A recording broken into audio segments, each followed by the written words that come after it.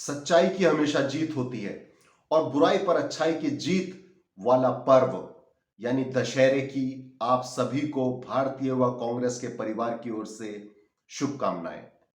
आज मैं आपके सामने भारत जोड़ो यात्रा का एपिसोड 5 लेकर आया हूं और पिछले एपिसोड में मैंने आपको 21 सितंबर से 30 सितंबर की जानकारी दी थी।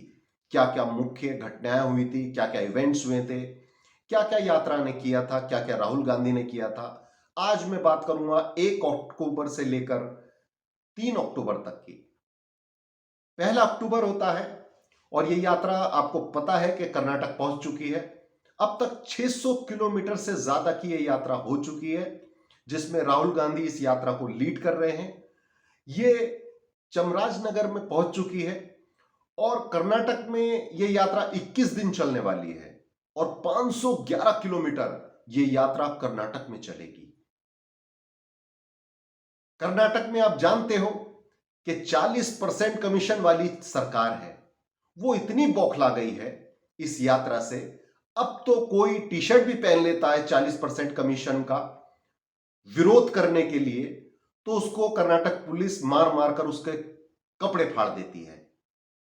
चामराजनगर से यह यात्रा निकलती है मैसूर के लिए।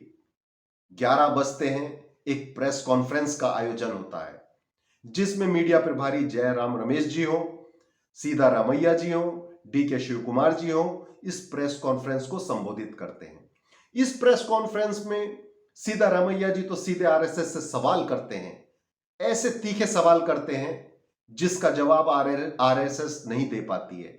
वो सीधे पूछते हैं कि आपके फाउंडर थे हेडगवार और गोलवरकर, उन्होंने स्वतंत्रता का जो हमारा आंदोलन था, आजादी का आंदोलन था, उसमें उनका क्या योगदान था? क्या वो जेल गए थे? या कोई भी एक ऐसा आरएसएस का आदमी हो जो आजादी की लड़ाई में फांसी पर चढ़ा हो, तो उसका नाम बताए। कोई नाम नहीं बता पाया। दोपहर होती है, फिर राहुल गांधी कुछ युवा पत्रकारों से, राइटर से और आर्टिस्ट से मिलते हैं। वो राहुल गांधी उनसे जानने का प्रयास करते हैं कि हमारे भारत को, हमारे कर्नाटक को और बेहतर किस तरीके से बनाया जाए। यह यात्रा चलती जाती है, लाखों लोग इस यात्रा का हिस्सा बन रहे हैं।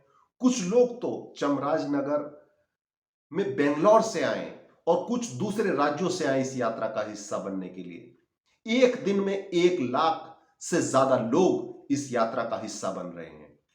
और देखने वाली बात यह है, जब शाम होती है तो राहुल गांधी एक नुक्कड़ सभा को संबोधित करते हैं और उसमें वो प्रहार करते हैं इस केंद्र सरकार पर, जिसने देश की जनता को लूटा है महंगाई के माध्यम से और 45 साल की रिकॉर्ड तोड़ बेरोजगारी दी है। और वो युवाओं को बताते हैं कि अगर हमारे देश के लोगों को रोजगार नहीं मिलेगा तो हमारा देश तरक्की नहीं कर सकता। ये वही चामराजनगर है जहां पर महात्मा गांधी 1927 में गए थे, 1934 में गए थे और यहां से उन्होंने एक मुहिम चलाई थी देश की आजादी के लिए। यह बहुत ऐतिहासिक जिला है कर्नाटक का, जहां पे यह यात्रा अभी चल रही है। फिर यह यात्रा चलती जाती है और लोग जुड़ते जाते हैं। 2 अक्टूबर होता है। 2 अक्टूबर आप जानते हैं महात्मा गांधी जी की जयंती होती है। महात्मा गांधी हमारे राष्ट्रपिता हैं और यूनाइटेड नेशन तो 2 अक्टूबर को पूरी दुनिया में नॉन वायलेंस डे के रूप में मनाता है। तो ये ऐसा पड़ाव है जो केवल महसूस किया जा सकता है और ये आरएसएस और बीजेपी वाले लोग नहीं समझ सकते। 2 अक्टूबर की सुबह होती है। सबसे पहले राहुल गांधी महात्मा गांधी जी को श्रद्धा सुमन अर्पित करते हैं। एक प्रार्थना सभा का आयोजन होता है। वहां पर सारे भारत यात्री, अतिथि यात्री और जो लोग जुड़े थे उस प्रार्थना सभा का हिस्सा बनते हैं। और वो एक गांव है बदनवलु, उस गांव के खादी ग्राम उद्योग में जाते हैं। वहां की जो महिला बुनकर हैं उनसे राहुल गांधी चर्चा करते हैं। फिर एक श्रमदान का कार्यक्रम आयोजन किया जाता है।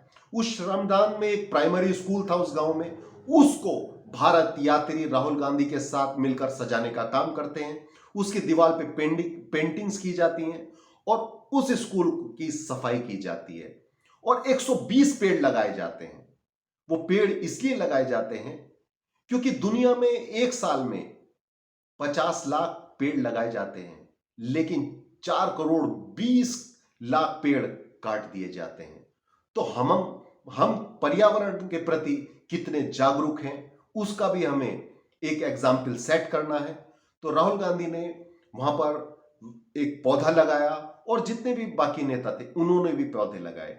फिर एक ऐसा रोड बनाया गया वहां पर जो गांव को जोड़ता था। एक तरफ अपर कम्युनिटी रहती थी, एक तरफ लोअर कम्युनिटी रहती थी। तो उस रोड को जोड़ा गया ताकि हमारे समाज में भेदभाव ना हो। राहुल गांधी ने आखिरी ईंट उस रोड को जोड़ने में लगाई ताकि वो कंप्लीट हो जाए। उसके बाद उस रोड का नाम दिया गया भारत जोड़ो रोड। वो ऐतिहासिक गांव बना क्योंकि सबसे पहले हमें अपनी जो सोसाइटी है उसमें भाईचारा बढ़ाना है और भेदभाव मिटाना है। इस यात्रा का यह मुख्य उद्देश्य है। फिर शाम को सभा होती है, एक नुक्कड़ सभा होती है। आपने देखा होगा राहुल गांधी एक संबोधन कर रहे हैं जिसमें बहुत बारिश हो रही है और वो रुक नहीं रहे हैं। महत्वपूर्ण बारिश हो रही है, उससे ज्यादा महत्वपूर्ण यह है कि उस बारिश में राहुल गांधी क्या बोल रहे हैं। राहुल गांधी बोल रहे हैं कि इस यात्रा को यह बारिश नहीं रोक पा रही है तो कोई इस देश में इस यात्रा को नहीं रोक पाएगा। इस देश में जो आरएसएस और बीजेपी ने देश में नफरत फैलाई है, झूठ फैलाया है, हिंसा फैलाई है और हमारे भाईचारे को खत्म किया है, उससे हमें लड़ना होगा। लेकिन सत्य से लड़ना होगा, भाईचारे से लड़ना होगा, प्यार से लड़ना होगा और लोगों का विश्वास जीतना होगा। उन्होंने यह भी बताया किस तरीके से युवाओं के भविष्य के साथ खिलवाड़ हो रहा है। हमारा देश जब तक अपने युवाओं को रोजगार नहीं देगा तब तक हमारा देश प्रगति नहीं कर सकता। उनका यह भाषण आज सोशल मीडिया पर पूरा वायरल है। वो बात अलग है, गोदी मीडिया इसको कवर नहीं करना चाहता, वो कर नहीं रहा है, लेकिन सोशल मीडिया पर यह सब भाषण आप आराम से देख सकते हैं और सुन सकते हैं। फिर 3 तारीख होती है। 3 तारीख को यह यात्रा मैसूर में रहती है। मैसूर से चलती है। लाखों लोग इस यात्रा का हिस्सा बन रहे हैं, चाहे छोटा हो, बच्चा हो, बुजुर्ग हो, महिला हो, किसान हो, आर्टिस्ट हो, कलाकार हो। कोई ऐसा वर्ग नहीं है, कोई ऐसा क्षेत्र नहीं है जहां से इस यात्रा का लोग हिस्सा नहीं बने। सुबह होती है 3 तारीख की। राहुल गांधी एक बहुत ही वहां का प्रसिद्ध मठ है, उसके स्वामी जी से मिलते हैं, उनसे आशीर्वाद लेते हैं, उनको बताते हैं हम यात्रा क्यों कर रहे हैं, उनका आशीर्वाद लेते हैं। फिर वो एक मस्जिद में जाते हैं, वहां पे भी उनके लिए दुआएं होती है कि यात्रा पूरी करो और देश में भाईचारा कायम हो। फिर वो एक चर्च में जाते हैं। यानी हिंदू, मुस्लिम, सिख, ईसाई आपस में है भाई भाई। जो हमको लड़ा रहा है वो लोग देश विरोधी हैं और देश को तोड़ने का काम कर रहे हैं। इसीलिए हम ये भारत जोड़ो यात्रा कर रहे हैं। राहुल गांधी जी ये बात अपने ट्विटर हैंडल पर लिखते हैं, वो सारे फोटोज के साथ डालते हैं, कहां कहां वो गए, कैसे कैसे वो मिले। ये यात्रा ऐसे ही चलती जा रही है, लोग जुड़ते जा रहे हैं। फिर एक प्रेस कॉन्फ्रेंस, पीसी का आयोजन होता है, प्रेस कॉन्फ्रेंस का आयोजन होता है। उसमें जयराम रमेश जी बताते हैं कि जो किसान संयुक्त मोर्चा है उसकी मांगों को हम पुरजोर समर्थन करते हैं। चाहे वो एमएसपी की गारंटी देने का कानून सरकार लाए, चाहे वो किसानों को मुआवजे की बात हो, और चाहे वो किसानों की जो बिजली है और उसको जो खाद इतना महंगा मिल रहा है, उसके सारे मुद्दों का सॉल्यूशन सरकार निकाले। तो इस यात्रा का उद्देश्य भाईचारा फैलाना है, किसानों की आवाज उठाना है, गरीबों की आवाज उठाना है, मजदूरों की आवाज उठाना है, ताकि हमारे देश तरक्की कर सके, आगे बढ़ सके। फिर यह यात्रा चलती है और आगे बढ़ती रहती है। फिर एक खबर आती है कि सोनिया जी बेंगलोर पहुंच रही हैं, मैसूरू पहुंच रही हैं इस यात्रा का हिस्सा बनने के लिए। यह यात्रा चलती जाती है और लोग जुड़ते जाते हैं।